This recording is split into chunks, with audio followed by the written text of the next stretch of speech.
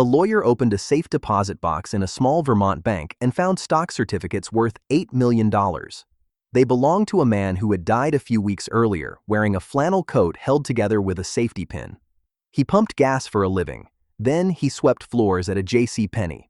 For most of his life, he earned about what you'd expect a gas station attendant to earn, and not a cent more. And nobody who knew him had any idea.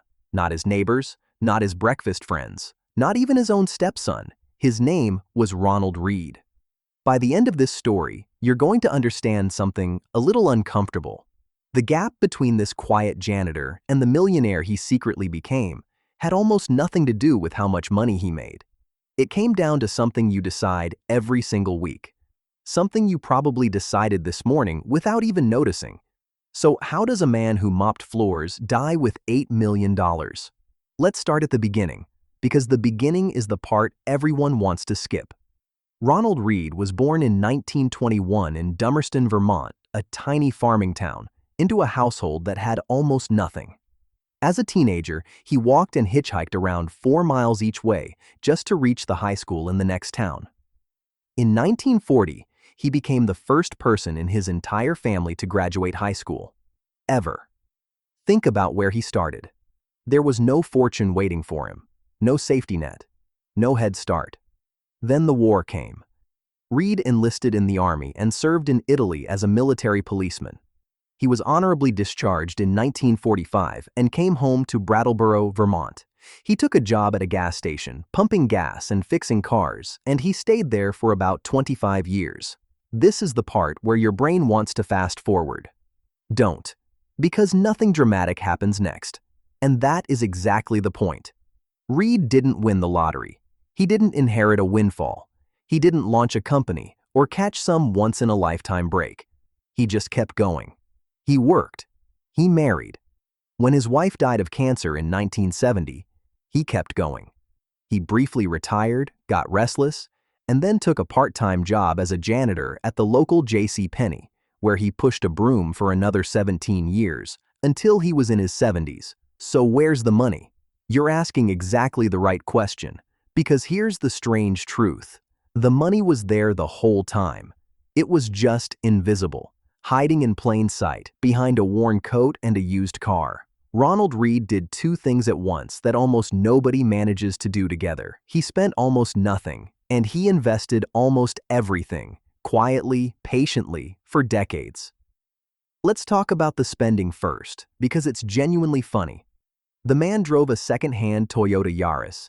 He chopped his own firewood well into his 90s, sometimes scavenging fallen branches so he wouldn't have to buy any. He wore that same plaid flannel jacket for years, the one held together with a safety pin. One afternoon, his lawyer walked him to his car after a meeting and couldn't understand why they kept walking, block after block. Then she realized he'd parked far away to avoid the parking meters. A man worth millions, dodging a quarter. Most mornings, he ate breakfast at the hospital coffee shop, a cup of coffee and an English muffin with peanut butter. That was the indulgence. And here's the detail that says everything. One time, at a Friendly's restaurant, another customer quietly paid his bill because they took one look at the old man in the frayed coat and assumed he couldn't afford it. He was, at that exact moment, a multimillionaire. Now, I know what you're thinking. Great. Be cheap. Wear a safety pin. That's the secret? No. Because frugality alone does not turn a gas station salary into $8 million. Frugality was only half of the machine, and on its own, it would have left him comfortable, not wealthy. Here's the other half, the half that actually did the heavy lifting. Every dollar Ronald Read didn't spend, he put to work.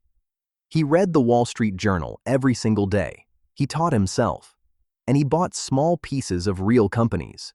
Companies that sold things people buy no matter what the economy is doing. Household brands, banks, phone companies, names like Procter & Gamble, Colgate-Palmolive, Wells Fargo, Bank of America, John Deere, General Mills. When he died, his portfolio held shares in nearly 100 different companies. And here is the crucial move, the one thing that separated him from almost everyone. He almost never sold. Let me decode what was actually happening in plain English, because this is the whole engine. When you own a share of a big, stable company, many of them pay you something called a dividend. That's just a slice of the company's profit, handed to you in cash, a few times a year, simply for owning the share. You didn't do anything. You just held on. Read took every one of those little cash payments and used them to buy even more shares, which then paid him even more dividends, which bought even more shares. That's compounding. And it's the closest thing to magic that money has. Here's the part your brain refuses to feel. Compounding is boring for a very long time, and then it's absurd. A snowball at the top of the hill is pathetic. It's tiny. Nothing's happening. You'd swear it isn't working. But it's not standing still. It's rolling. And near the bottom of the hill, it's the size of a house. Ronald Read spent 50 years quietly rolling that snowball downhill while everyone around him saw a broke old man in a safety pin coat. And if you're enjoying watching this snowball turn a janitor into a millionaire, do yourself a favor and hit subscribe, because the next money story on this channel is even harder to believe, and I don't want you to miss the moment it clicks. Now, why did the not selling matter so much? Because most people do the opposite of Ronald Read, and they do it at the worst possible time. When the market drops and the news gets scary, people panic and sell, locking in their losses, right before things recover. When the market soars and everyone's excited, they pile in at the top, buy high, sell low, feel smart the whole time. Read did none of that. He owned good companies, spread his money across enough of them that no single failure could sink him, and then he simply refused to flinch. Through crashes, through recessions, through decades, he let time do the one thing that money genuinely cannot do without it: grow. There's a reason people like Warren Buffett have said the real money is made by owning good companies for a very long time. Ronald Read never met Buffett. He just lived the idea in a flannel coat without telling a soul. So when he passed away in 2014 at the age of 92, and that lawyer opened the safe deposit box, the town was stunned.